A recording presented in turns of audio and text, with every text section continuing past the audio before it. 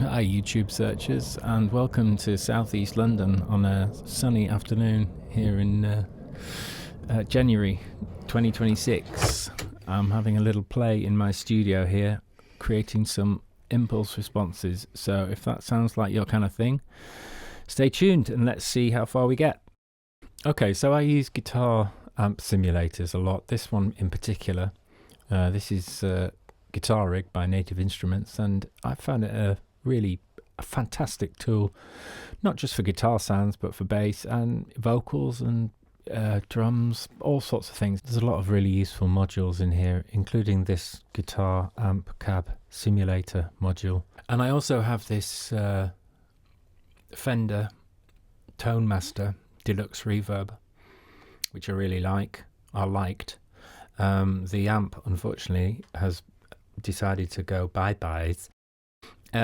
But it has this lovely Tayden Ace 25 speaker in it, which I really like the sound of. It's a handmade speaker, Alnico magnet, based on the Blue magnet Vox AC15 and AC30 Voxes of the 1960s, with that kind of famed kind of chimey tone. This is a really nice speaker. So I thought, oh, I'm going to see if I can model that.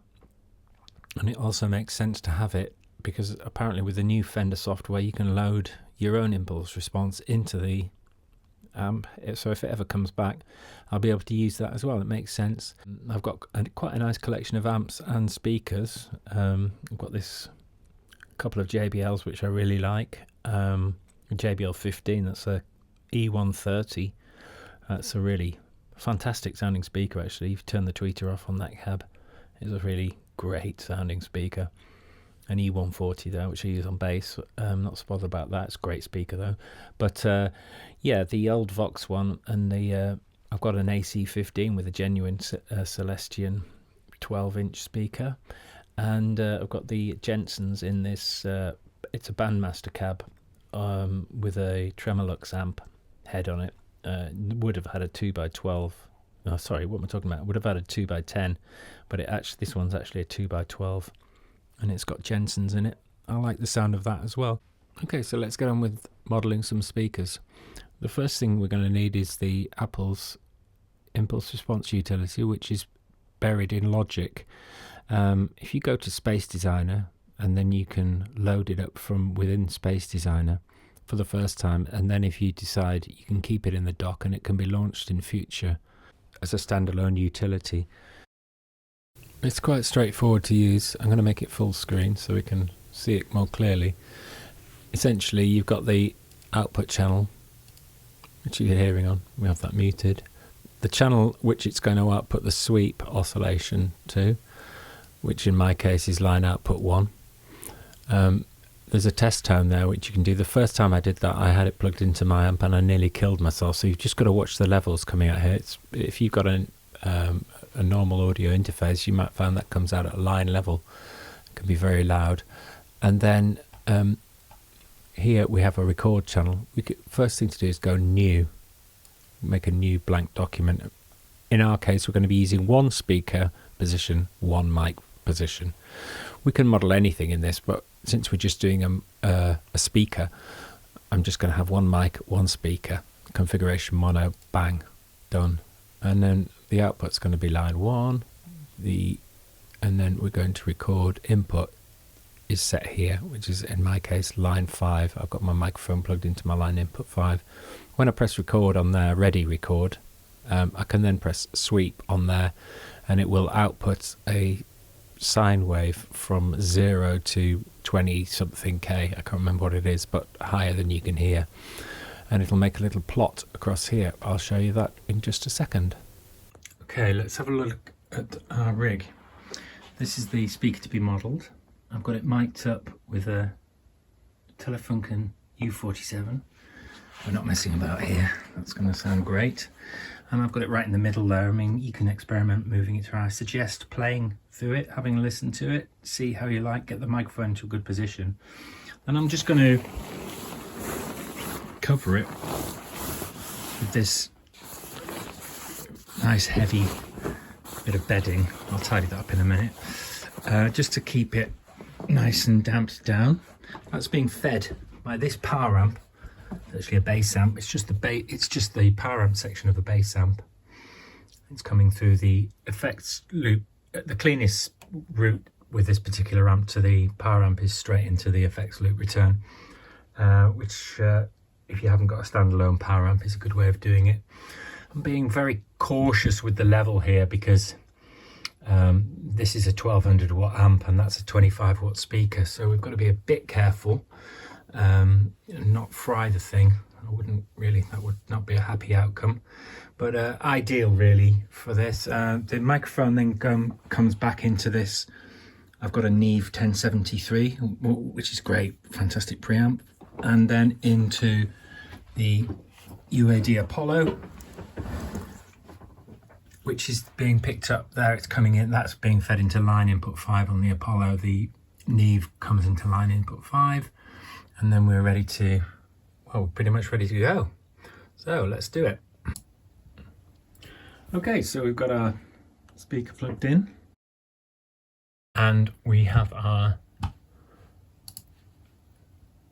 coming into line input 5. There we are, there it is, line input 5, which is our output from our Neve, as we recall. And we can just go on here and just test the level there. If that's too high, we can adjust that here. We get that to a nice reasonable level. Just be careful you don't blow your speakers up at this point. The first time I did this, I nearly killed myself. Once we're ready to go, we set that ready to record and hit sweep, and off it goes. Stay tuned.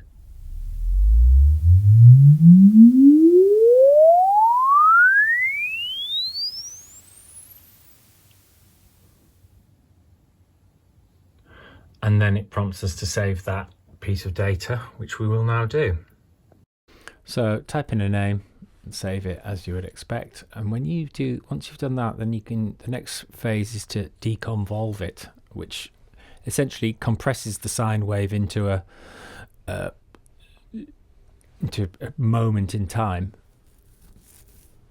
a single frame, I suppose. And then we can, obviously the whole thing's too long, so we can trim the front and back such that it looks about right. It only needs to be a small amount. This is the bit that we're looking for of the waveform. Trim that off, and once we've done that, we'll put a little fade on the end. I don't know why. That's probably more to do with reverb, that. But then we can save the setting for use in Logic's Space Designer. Hang on, I need to give it a unique name. So I'll give it a unique name and then save the setting, and we can go ahead and use it in Space Designer. It's a good idea to take notice of this file path here so you know where to find it.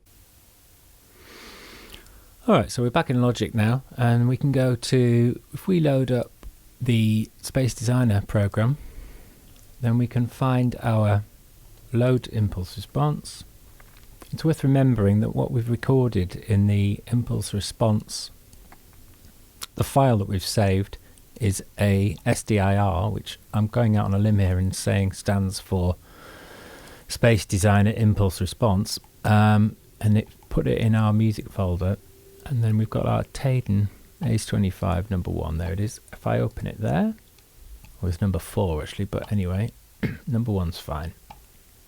It's a mono impulse response, and there is our impulse response. Now I'm guessing if I put on, let's have a look. Let's put on an amp designer, mono amp designer. Okay. Let's turn direct. Let's turn that off. No cabinet.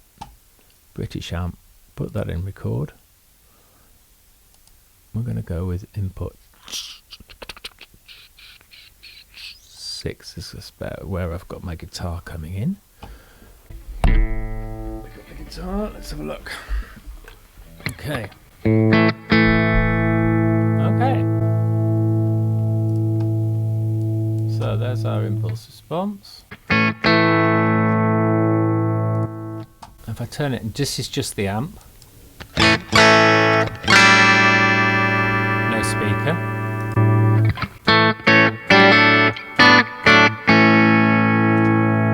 Obviously we need to change the dry wet setting to 100% wet.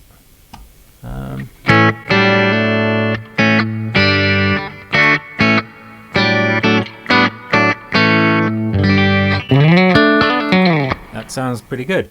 But what I want to do now is save it as a WAV so that I can use it in other software. Okay, so here's our SDIR Sound Designer Impulse Response folder. This is basically a WAV, but we need to let the system know that it's a WAV. So what we do is to duplicate it, put a WAV on the end of it instead of SDIR as the suffix, enter that, and it goes keep SDIR, use WAV, go use WAV, and now we can open that. If we open that now in QuickTime Player, that's the easiest way of doing it. There it is, opening QuickTime Player. Don't need to listen to it. All we have to do then is save that in the same place. We go save, replace the one that's there. Yes, please. There we are, and it saved that as a WAV. So we've got the SDIR, original SDIR, and then this one, which is a WAV. It's the same thing, but it's just got the WAV.